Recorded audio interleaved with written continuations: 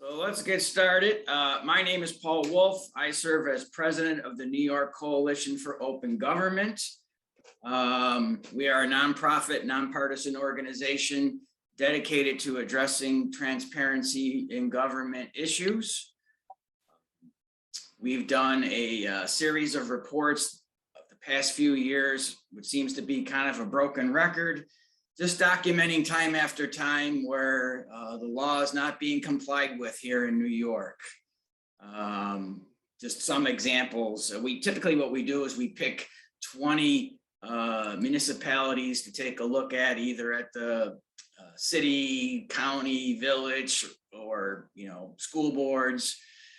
And so we've done some reports. We did a report on planning boards. 75% of the planning boards that we reviewed were not posting meeting documents online as required by law. We did a report regarding school boards, and we found that 61% of school boards were not doing their executive session motions correctly.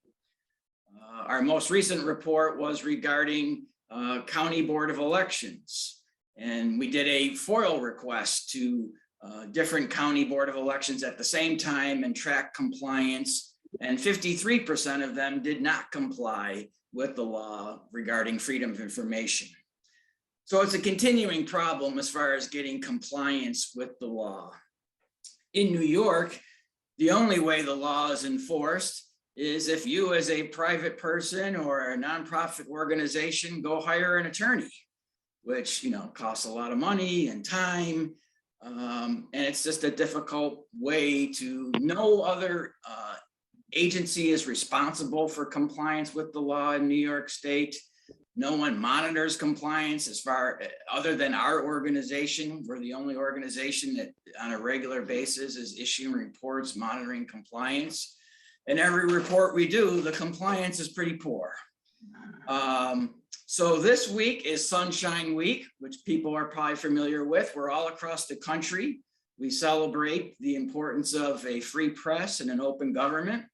Today is actually the day of James Madison's birthday, which Sunshine Week is done in his memory. He drafted the Bill of Rights, was a big supporter of free press. So I didn't really plan it this way, but it worked out that today is James Madison's birthday. We did plan it for Sunshine Week. So the thought for this program today was we need to do something differently in New York. Just having people hire an attorney is not the way that it works in other places. So we have a guest speaker from the state of Rhode Island and the state of Connecticut. I mean, among the options we can do in New York is to get the Attorney General more involved. We could create an entity which has enforcement powers. We have the New York State Committee on Open Government, which is a great resource, but they only have advisory powers. So instead of creating a new entity, we could give the committee more powers. So there's different paths to take to do things in a different fashion in New York. So we're going to hear from how Rhode Island does it, where they utilize the Attorney General, how Connecticut does it, where they have a commission with enforcement powers. And so kind of just gathering information at this point as to, is there a different way we can do this in New York? There's other models out there. So we're taking a look at two models today. So the plan is to have our guest speakers each speak for about 10 minutes or so about how things work where they are. After both guest speakers are done, then we will open it up to questions. So that's the plan. So I'm going to put Katherine Connolly Sadeck on deck first. She is an attorney. She's the chief of their open government unit that they have in Rhode Island. So I will turn it over to her to tell us how things work in Rhode Island. Thanks, Paul, and good afternoon, everyone. I'm happy to be joining you today, and it's great that people are concerned about these transparency issues and open government issues. We always say that it's so important to the function of government that citizens can be able to access their government, to know what their government officials are doing. And it's great that there are folks that are interested in those issues and talking about them. And I'm glad to join you today. So here in Rhode Island, we have two statutes that are really open government statutes. We have the Access to Public Records Act, which we call the APRA, which pertains to access to records, basically the state version of a FOIA. And we have the Open Meetings Act, the OMA, which, as its name suggests, pertains to open meetings laws for the state of Rhode Island. Under both of those statutes, the Office of the Attorney General has authority to investigate alleged violations of either statute. So citizens who contend that either of those statutes were violated can submit a complaint to our office. And we also have the ability to investigate and pursue complaints on our own based on the public interest. Under the statute, the citizens can submit a complaint to us. We require the complaint to be in writing, usually by mail or email. And once we receive the complaint, we'll do a preliminary review of it. And as long as we confirm that the complaint alleges a violation of one of those statutes, we'll then open an investigation. And what that looks like is we'll send a copy of the complaint and an acknowledgement letter to the public body to notify them of the complaint and to give them an opportunity to respond. So then the public body can submit a written response to us, submit any evidence that it wishes for us to consider. That response also gets sent to the original complainant, and the complainant can submit a rebuttal addressing any issues there. At that point, we typically do not accept any further submissions unless the parties request permission to submit them. Sometimes we do receive those requests and we grant it, very liberally. Once we receive the party submissions, then we review them, we'll investigate, we'll determine whether or not we need to ask for supplemental submissions. Sometimes we'll ask the public body or the complainant to address particular questions, provide follow-up information or documents. Typically, if it's an APRA complaint, and if the public body withheld records and claimed those records were exempt, we'll usually ask the public body to provide those records to us for an in-camera review so that we keep the records confidential, but we at least are allowed to review them to assess whether or not the exemption that was asserted actually applies to the records.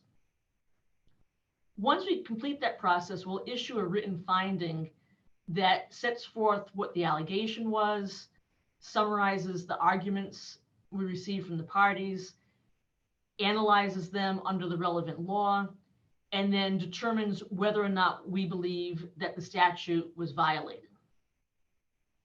If we determine that there was no violation, that essentially ends the matter, although the complainant can still file a lawsuit on their own in Superior Court, but our office's involvement would essentially be concluded. If it's a case where we find that there is a violation, our findings are technically advisory, non-binding findings, but in the vast majority of cases, the public body will voluntarily comply with our finding and bring the matter to a resolution. Under the APRA and the OMA, there are really two types of relief that we can potentially pursue if we think that a violation occurred. One is injunctive relief. So for instance, if the public body withheld records and we determine that they erroneously asserted the exemption and the records should be public, we'll say in our finding, the public body has 10 business days, for instance, to provide the records to the complainant. And as long as the public body complies with that finding, which they typically do, then there's no need for us to pursue further action in the courts. We can also, with regard to the OMA, for instance, an area of injunctive relief is under that statute, the actions of a public body can potentially be declared null and void. So for instance, if a public body held a meeting, took a vote on something, but did not provide proper notice, then that vote could potentially be considered null and void. A lot of times what we might do is give the public body an opportunity to re-notice and re-vote on the issue. And then if they do that, it would essentially resolve the issue and moot the need to seek injunctive relief in the courts. So we'll determine whether or not some type of injunctive relief like that is necessary in any case where we find a violation. If it is necessary, we'll tell the public body the steps to take, and the vast majority of the time, the public body will comply, and that resolves the matter. The second main type of relief we can seek is civil fines. Under the APRA statute, you can seek up to $1,000 per violation for a reckless violation, and up to $2,000 per violation for a willful and knowing violation. Under the OMA, it's up to $5,000 for a violation if the violation is willful or knowing. So in any finding where we determine that there's a violation, we'll typically also analyze whether or not the violation meets that standard where fines would be appropriate. In the majority of cases, we're really concerned first and foremost about compliance with the law and education and ensuring compliance going forward. So we don't often seek fines, but there are times where we will pursue civil fines based on the circumstances of the case, and also if that public body has a history of similar recent prior violations. And that's another matter where sometimes we can essentially negotiate with the public body and work out fines voluntarily without having to pursue a matter in Superior Court. There are a couple of cases, usually about 2 a year or so, where we will end up filing a lawsuit in Superior Court to seek injunctive relief or fines if it's not something that the public body will voluntarily comply and resolve with us. So we do file lawsuits in Superior Court in order to enforce our findings, but the vast majority of the time we find that that's not necessary and the matter can be resolved. So that's essentially our complaint process in a nutshell. We look at all different types of complaints under either statute. Under the OMA, a lot of the frequent complaints we receive pertain to notice of meetings, improper executive session allegations, sometimes allegations of a more technical nature, like a failure to follow the deadlines for filing meeting minutes or for providing notice 48 hours in advance of a meeting. Those are some of the ones that we see most frequently. We also hear a lot of complaints under the Open Meetings Act alleging that the public body did not allow public comment. However, under our state law, there's no right to public comment. So that's a case where if we receive a complaint like that, we'll let the complainant know under the statute there's no right to public comment, and that's not something that we would pursue a complaint about, issue a finding on, if there's not an allegation that something in the statute was violated. Under the APRA statute, a lot of times we'll receive complaints based on withholding records that the complainant thinks should not have been withheld, or asserting exemptions that the complainant thinks does not apply. Also under our APRA statute, the public body can assess prepayment as part of complying with the request after the citizen gets 1 free hour. And so sometimes we'll receive complaints if the citizen believes that the prepayment estimate was not justified, it was not proper. And then again, we'll receive more technical type complaints pertaining to deadlines and not complying with some of those technical requirements of the APRA statute. So that's our overall process in a nutshell. Our office has been involved with this for several decades now, issuing findings under these 2 statutes. And in addition to issuing findings, we also do a lot of training initiatives, because first and foremost, our goal is to prevent violations from occurring in the first place and educate as much as we can and encourage public bodies to be more transparent, and then hopefully avoid situations where the violations even occur in the first instance. So that's the overall summary, and I'm happy to answer any questions now or after Tom talks. Thanks, Catherine. Let's hold off on questions for now. So I'll have Tom Hennick speak next. He's with the Connecticut Freedom of Information Commission. He's been with them for many years, and they take a different approach. So there they have, a body separate from the Attorney General's office, which has some powers. So I'll turn it over to Mr. Hennick. Thank you, Paul, and thanks everybody for inviting us to join today. I'm going to start you with a quote, keeping in the theme. I do I'm the public education officer here at the FOI Commission, and my primary function is to educate, to go out and do workshops. You know, Kate mentioned that they do them. I do about 100 a year. Back in 2020, obviously that number was lower. It's still learning how to do them remotely here rather than in person. But one of the quotes that I use frequently is this one from the birthday boy, James Madison: "A popular government without popular information, where the means of acquiring it is but a prologue to a farce or a tragedy, or perhaps both. A people who mean to be their own governor must arm themselves with the power which knowledge gives." That's kind of the theme that we work here at the Connecticut Freedom of Information Commission. There are many similarities here to what Kate does in Rhode Island in the Attorney General's office. But just as an aside, occasionally we go up against the Attorney General's office. They represent agencies that are brought before our commission, and sometimes they are the respondents in complaints before the FOI Commission. Our structure is a little different. Our Freedom of Information Act is what it's called. It's not two separate statutes. It's all rolled into one. Freedom of Information law is 47 years old this year. It was born of Watergate, if you will, back in the late 70s. Ella Grasso was a congresswoman back in the 1970s, and she was contemplating a run for governor. And so she was in Washington when Watergate exploded all around us. And she was watching these festivities, and she said, you know, if I run for governor, one of the first things we're going to do is make sure we have some sort of an open government law in Connecticut, so that what I'm watching here in Washington doesn't happen in my state. And she ran, as you know, and she won. And she put forward this concept of a Freedom of Information Act. It's a law that went into effect in 1975. It was approved unanimously by our legislature. I want you to sort of think about that for a second. Think about any law being approved unanimously, not a single no vote on the books. A law that probably was controversial when it was brought forward, that would impact almost every public agency, but people saw the need for it. And, you know, they were listening to Madison. They saw the need for democracy to work. People need to know what's going on.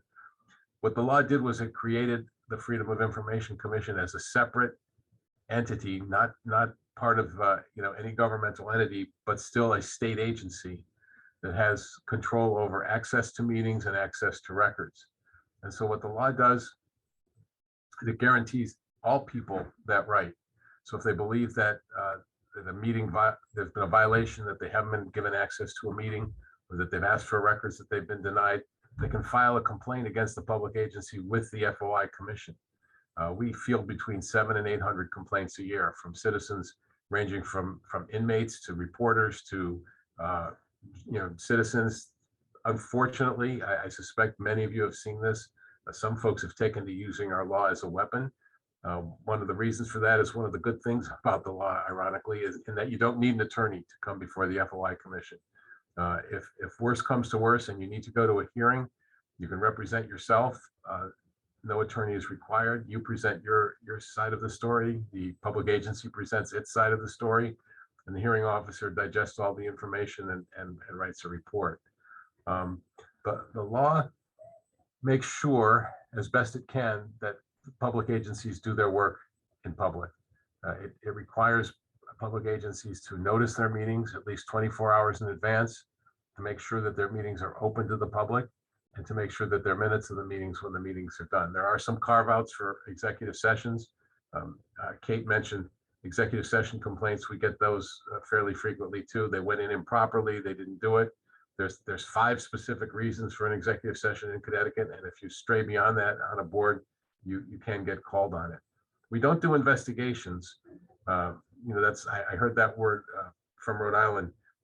We are there to serve sort of as a judiciary, quasi-judiciary body, I guess would be the best way to put it.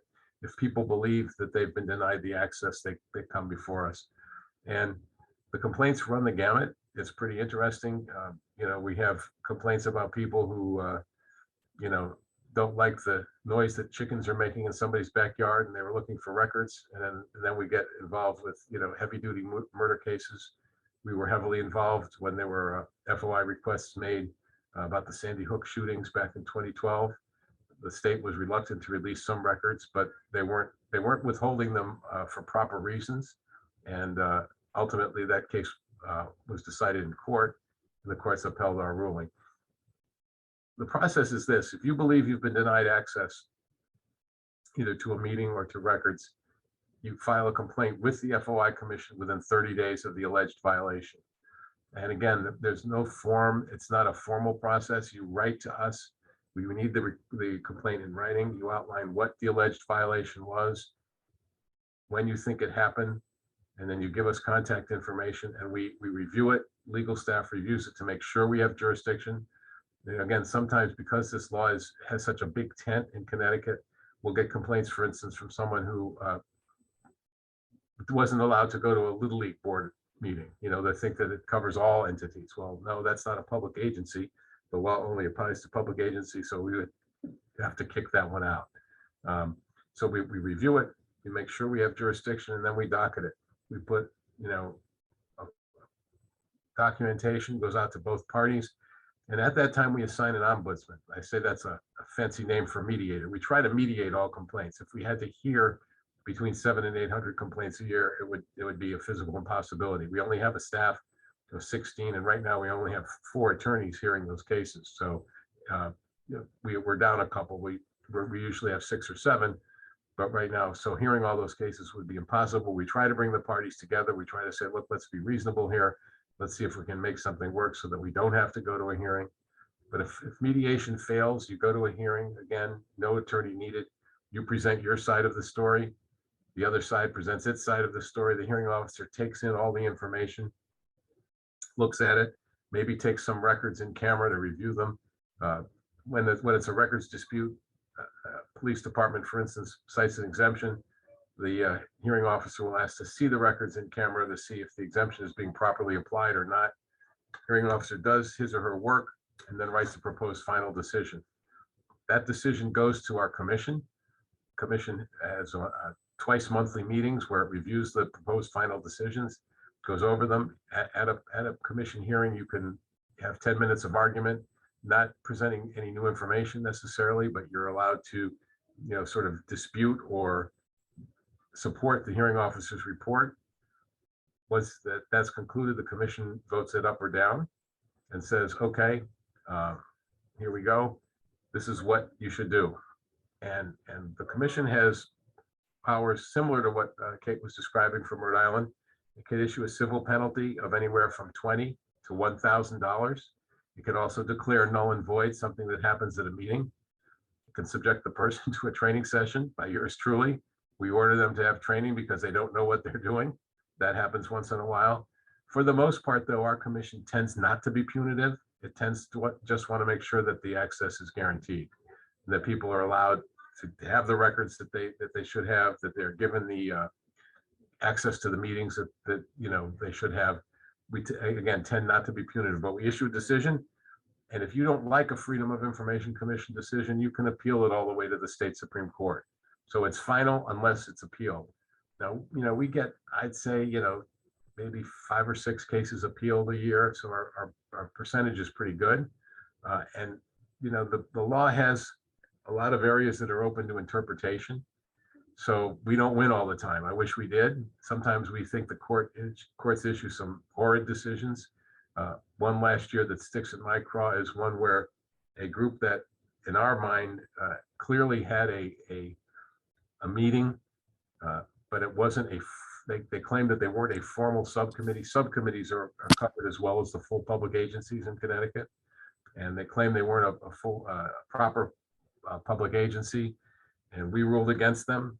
It was appealed to Superior Court. The Superior Court stuck with us, but then it got to the appellate and Supreme levels and it flipped it. And we think that what that did was open the door for people to have informal meetings that really sort of fly in the face of operating in the transparent fashion. You know, we get complaints from all walks of life, as I mentioned, about all kinds of things. We're dealing with one. I'm mediating one now about a woman who was keeping goats on her property, and they needed to be removed because the Department of Agriculture felt that they were not. It wasn't safe, and it wasn't sanitary. and she's asking the Department of Agriculture for all kinds of records, and they've given her the records, but she thinks there must be more, so she's filed a complaint. And so that's the woman with her 65 goats. And by the way, since the goats were removed, there are now 95 goats. You can draw your own conclusions from that. On the other hand, as I mentioned, we dealt with cases stemming from the Sandy Hook massacre. In certainly no laughing matter there, so it really does run the gamut. We also have a pretty vigorous public education program, as I mentioned. Towns, and I travel again before the pandemic, all over the state 3 or 4 times a week, giving workshops, talking to people. I'm also responsible for answering questions on the phone. I can answer anywhere between 20 and 30 questions a day or emails a day, people calling, looking for guidance. We encourage that. We want people to ask us questions to try to give them guidance to head in the right direction so that they don't become the targets of complaints. And we feel that we are able to ward that off by being so open and available. As I mentioned, we have a staff right now of, we have 16 positions. They're not all filled. We have some paralegals who handle a lot of the legal, getting the hearing notices out, getting the final decisions out, and the attorneys write their things. We have an executive director. But again, I think one of the things is, I think we're unique in the country. I'm not 100% sure that our commission's issues a ruling. It's not advisory. It's an order. You must do it. If you don't, you're subject to civil fines if you don't. People file a non-compliance complaint, and we have the authority of law. So again, happy to answer questions when the time comes. Maybe I'll stop there, Paul, and if anybody has questions, happy to answer it. Thanks, Tom. So yeah, I appreciate Katherine and Tom giving us an overview of how things work in their state. So let's open it up to questions. Let's ask people to raise your hand. Hopefully we know how to do that now remotely. So Maria, you're the first hand I saw. So ask your question. Unmute yourself first. Okay, can you hear me, Paul? Yep. Okay, I just had a question for Mrs. Sadeck. I kind of came in on the tail end, but you mentioned that there's no right to public comment. Do you mean just in regards to open government, or just any town board meetings? Like no one is ever allowed to speak and express their opinion, even if they're expending money or having hearings and things like that? Yeah, so under our Open Meetings Act statute, that particular statute says that the public body is not required to offer a public comment period. Now, a lot of public bodies do offer public comment. I think it's something that a lot of citizens find important, that they want. And so many towns and public bodies do have public comment, but it's not required under the Open Meetings Act itself. Now, there are other statutes in the state or local laws or bylaws that would also govern these various different public bodies. For instance, if it's a zoning issue, I think there's oftentimes some right to public comment in those circumstances. But as an office, our authority under the Open Meetings Act would be to enforce the provisions of that statute. So under that statute itself, there's no right to public comment, but that doesn't mean that there might not be a right to public comment under local laws or zoning laws.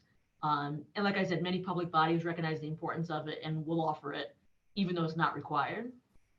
Sounds like Rhode Island's law is the same as New York. New York is the same. It's not mandated, but many public bodies do allow people to speak. Right. So in other words, what if you submitted something in writing? Would that be recognized, or that just would be ignored? It's up to each body. Each body. Okay. Thank you. All right, Casey. You got to unmute yourself. Sorry. I have a couple questions for both of you. For Ms. Sadeck, you're under the Attorney General's office. And so what happens in the case of a complaint against the state agency in regard to not following the regulations? Is there a conflict of interest? I assume you're a constitutional office, but I don't know that for a fact. Yeah, that's a great question because we're a unit within the Attorney General's office. And I actually don't even work exclusively in open government. I also will handle litigation matters where we're representing state entities that are also public bodies. So there are cases where entities that our office would represent in a litigation context come before us as a party in an open government matter. Now, usually for an open government type matter, our office would not be the entity representing the public body. Our public bodies, our various agencies and departments of state all have their own legal counsel in-house. So even though we often handle litigation matters for them, they also have their own in-house counsel, and it's typically their in-house counsel that would handle APRA and OMA matters. So our office would never be briefing a case that's also before us. And what we do is we really just try to erect conflict walls as necessary as they come up. If there was a particular case that implicated a matter where it also involved litigation, where we were involved representing a public body, then we'd look into the particular circumstances of that case and whether or not it presented a conflict, whether there were different types of conflict walls that need to be put in place. But it certainly can be a tricky situation because it's small state, we're a small office, and we're wearing multiple hats. So generally speaking, as a practical matter, I don't see conflicts involving the actual issues that are before us in an open government matter. And we really will just try to separate and cabin our different functions as best we can. Okay. And how many cases a year do you get? Has it, and for both of you, has it gone down because of the work that you're doing, or has it escalated or stayed about the same? And for Kate, how many staff people do you have? Yeah, so last year we received about roughly 92 OMA complaints and 93 APRA complaints. I believe those are the figures. And those were 7-year highs. And I think that's following a trend that we're seeing around other parts of the country and other states as well, where maybe for a combination of reasons, these types of open government issues are just getting more attention. There are sometimes different local disputes over local issues that are boiling over and that will end up being manifested in complaints around these areas. So, you know, we're always trying to do education. I think that was one of the big themes from both Tom and I, that our focus is education and encouraging compliance and trying to prevent these violations from even taking place. And hopefully we're making progress in that regard. But I think there's also just increased instances of complaints, and whether that's a combination of maybe citizens know their rights more and they're pursuing matters more, or maybe it's because there are just contentious local issues and they manifest themselves in complaints in that way. But we definitely are seeing an upward trend in it. And as far as our office, so the open government unit, we have typically about 3 or 4 attorneys who work in the unit. But for all of us, we also have other responsibilities outside of the open government unit as well, related to litigation or other matters that our office is responsible for. Okay. And Tom, how many, how's your caseload been? We had a spike back, like 2015 or so, where it jumped up to about 800, and then it leveled off a little bit, but it still remains, it's pretty steady. I wouldn't say it jumped up. It went down in 2020 during the height of the pandemic, or at least the start of the pandemic, and then it jumped back up, and we're around 750 or so. So it's remained pretty steady.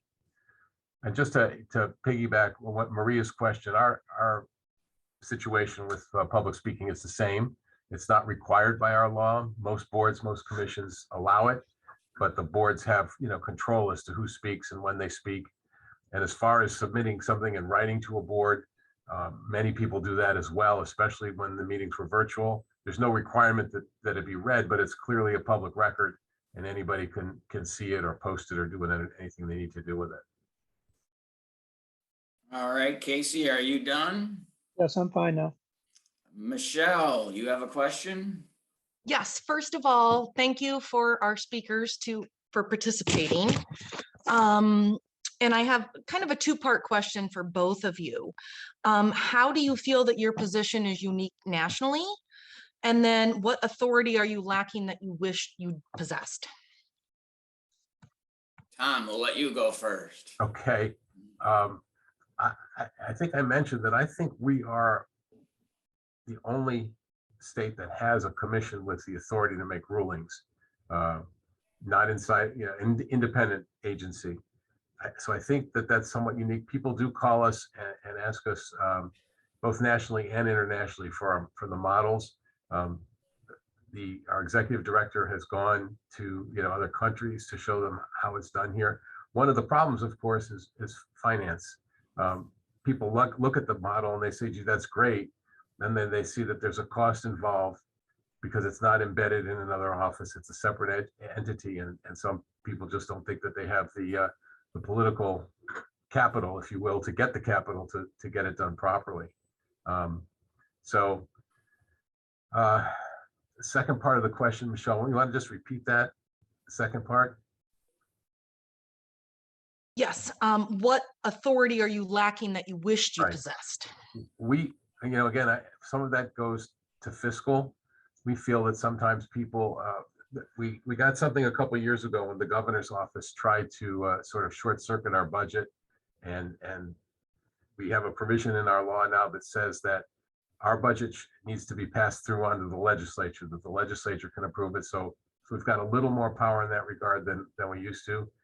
And the other thing too is that the legislature has chipped away. We had this grand bill, but the number of exemptions on records issues has increased, and we sometimes feel as if we're swimming upstream against the legislature. They say, oh, it's just one little record, and not to worry. But when one little record on the top of another little record, the next thing you know, I'll give you one quick example, if I may. We have a provision in our law that allows a public agency to withhold the home addresses of certain individuals, judges, correction officers. These provisions were put in place when it meant something. I mean, today you can just Google anybody and boom, you get more information. They're not going to town hall to get these records, if you're following me. But yet each year everybody wants to put something in. We would just like to say, you don't need that. That's not an exemption that you need. Yet we don't have the power to stop it. We don't have the power to say, that's unnecessary. So we wish we had a little more authority in that regard, I would say. Katherine? Yes, picking up on what Tom was talking about, I think, resources are always an issue. I think, like often in other areas of government, you always wish you had more resources. And you're always dealing with a situation where there's a lot of competing priorities, a lot of important work that needs to be done, and you have to distribute the resources, as best you can among it. And you always wish you had more time, more resources to be able to do more, to be able to issue findings faster, to do more educational efforts and things like that. But I think that's just a practical reality that, people in all areas of government can face. I think, for Rhode Island, some people might take the position that it would be better if our findings were not just advisory and if there's more force behind them.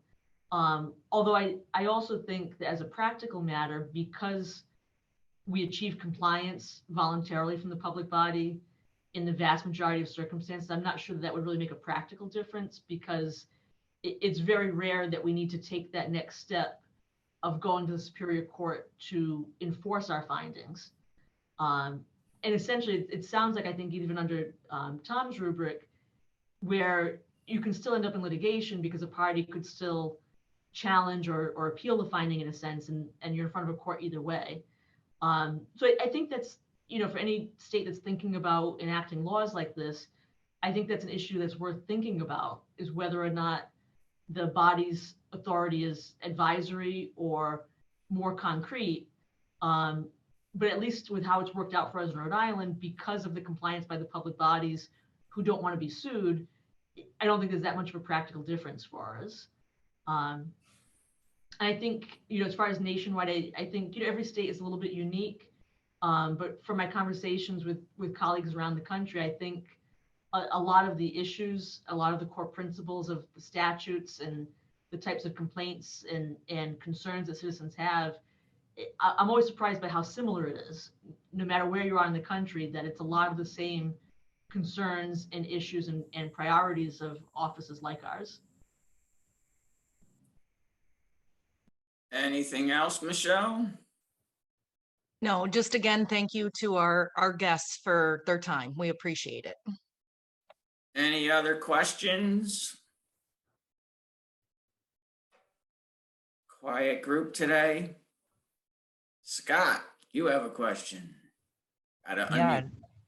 I had a question for Ms. Sadeck. So I was kind of confused on how your body issues advisory opinions, but you also have the ability to issue punitive fines. So am I not understanding that, or is it sort of a recommended fine? Yeah, so basically we don't have the authority to require or order a public body to pay a fine.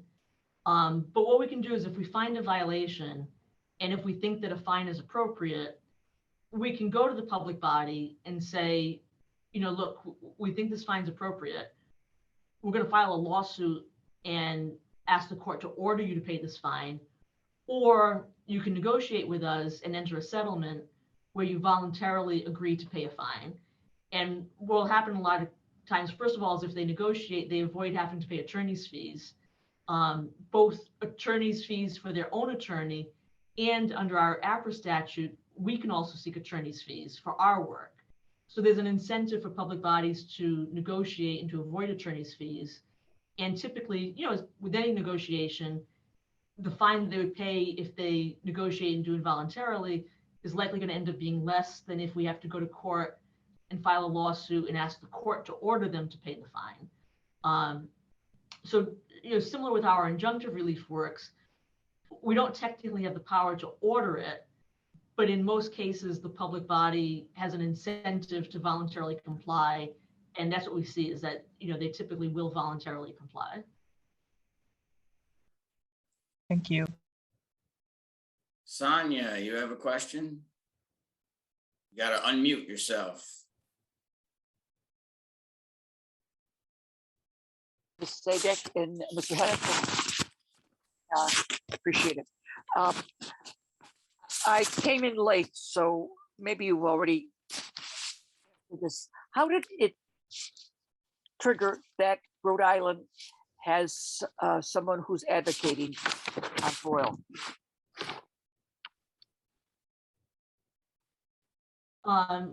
So under our statutory scheme, the way it's been for decades is that under the actual statutes themselves, there's a provision that the Office of Attorney General has the authority to investigate alleged violations and to pursue complaints. And one thing I'm not sure I mentioned before is that any citizen that takes issue with the public body's decision really has three options. One is under the statute, they can pursue an administrative appeal, this is for the APRA only, directly with the public body to try to resolve it. Two is they can file a complaint with our office. And three is they can skip over our office and go directly to Superior Court themselves.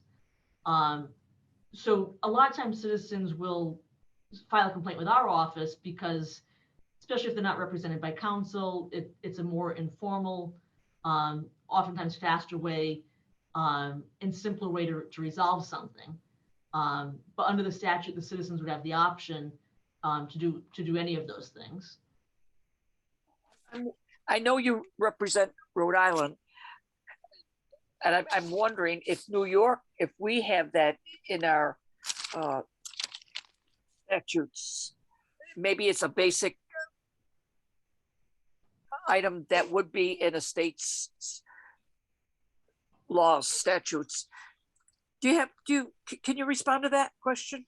Well, let me address that. It's also a question in our chat. It's somebody asked, well, how do we bring a freedom of information complaint to the attention of the Attorney General in New York? I honestly don't know. I've never brought a complaint to the attention of the Attorney General. I don't know if the Attorney General will act or if they have the authority to act. I don't know, but that is something that we need to look into. The Attorney General has pretty broad powers in New York, and I would imagine in most states. So I think they can pretty much involve themselves in what they want to involve themselves with. But I have not heard of any case the Attorney General has brought regarding an open government issue. I've searched, on the legal searches for cases. I've never seen an action filed by the Attorney General. So I don't know if they will get involved or not, or if they're just not being asked. But that's something we have to look into. This feedback is reminding me. I'm trying to think when it was. I'm going to guess it was in the late 80s or early 90s. I think in the New York Times, maybe Illinois, the Attorney General, he said he represents the people. And I thought, wow. And so piggybacking what's being said right now, I'd like to see our group look into that deeper and press onward to it. And thank you so much. I really got a little late. I could kick myself, but lots going on. Wonderful. Right. What I've heard so far. Thank you so much. Thanks. Casey, you have another question? Yeah, just following up, Michelle touched on it a little bit. And I too appreciate that both of you, came today.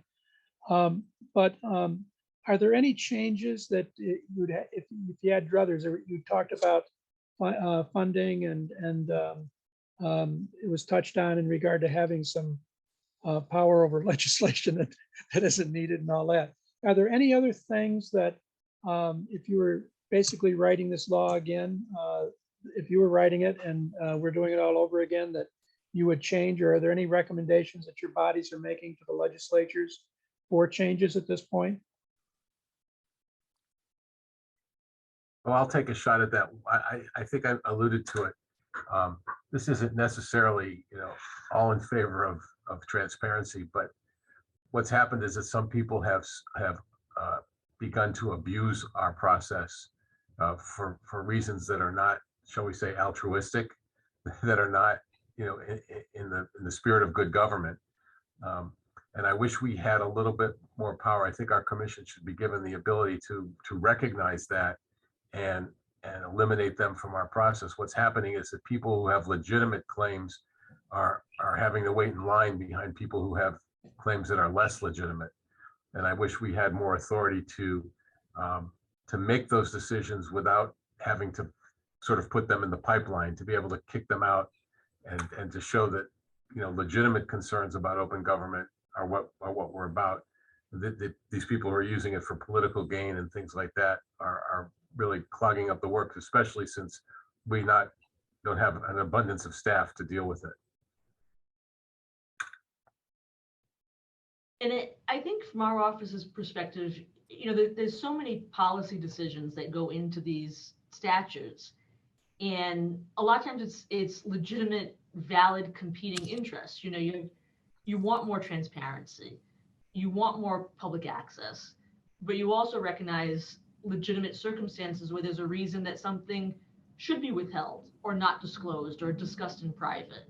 So typically our office tries to focus not so much on the policy decisions of what should be in the statute, but more dealing with what is in the statute and how do we apply that and how do we teach folks about it. I raise the issue, like, for instance, of whether or not the Attorney General or whatever the enforcement authority is should have enforcement power. And I think you could make arguments on either side of that. Like, that's the type of an issue. The amount of fines. Some could argue that more fines would give more teeth. On the other hand, you also don't necessarily want to punish public bodies and municipal governments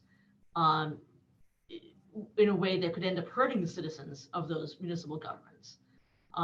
So I think, with so many of these statutes, it's competing policy interests, and a lot of times it comes down to policy determination. So I think, doing things like what you folks are doing and sort of soliciting ideas and thoughts about how other states are handling these matters and those experiences is a great way to kind of get a sense of what the options are out there, and then, weigh that in light of the policy considerations. All right, Jane, do you have a question? I do, and it's for both of the speakers. I'm curious, is your perception that since you have had enforcement powers for these laws in your states, have the public bodies, because they're now under the threat of being punished, improved their performance? Who wants to tackle that first? Go ahead, Kate. Right. So I think that public bodies are mindful of not wanting to get a complaint, not wanting to even just go through the complaint process can be a burden for the public body. It can result in them having to potentially face consequences. So I do think that our enforcement role gives an incentive for public bodies to comply with the statutes.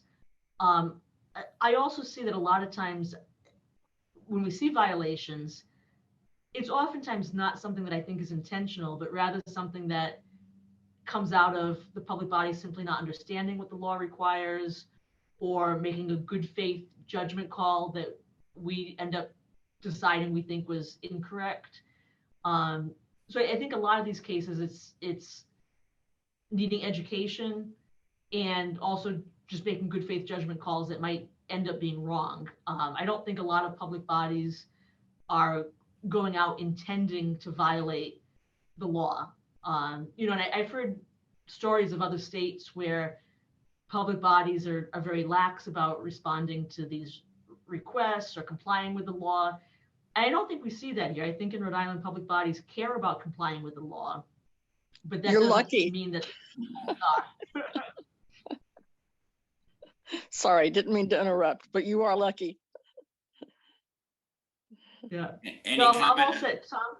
Yeah, well, I would say that the laws, because it's been around for 47 years, it's hard for me to judge, that far back. But I was hired in 2001, partially in response to some poor scores, if you will, some surveys that were done, agencies that were not complying in any way, shape, or form. And the idea was that they needed more education. So since I've been here, I've found at least there are people eager to comply. I think what Kate said about not wanting to be the subject of a complaint, the penalties aren't necessarily that severe, but you don't want to be a public agency that's found to be in violation of the law. And I think the fact that we have law is that, that would be one of the, it's the law. And the other thing, sort of anecdotally, is when the pandemic hit in 2020, the governor issued executive orders allowing boards and commissions to meet virtually so that they didn't have to gather in one place. And there were different provisions there. And I got a flood of calls from people who were just eager to make sure they didn't break the law. They wanted to make sure that they were following it. So I think there is some hope in that regard. There are some pockets in some towns.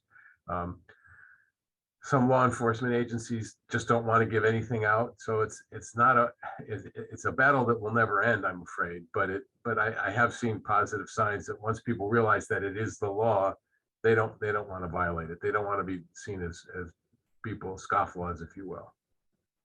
Right. Thank you. Yeah, we see that with our Human Rights Commission here in New York. You don't want that on your record. You don't want that complaint on your record. Thank you.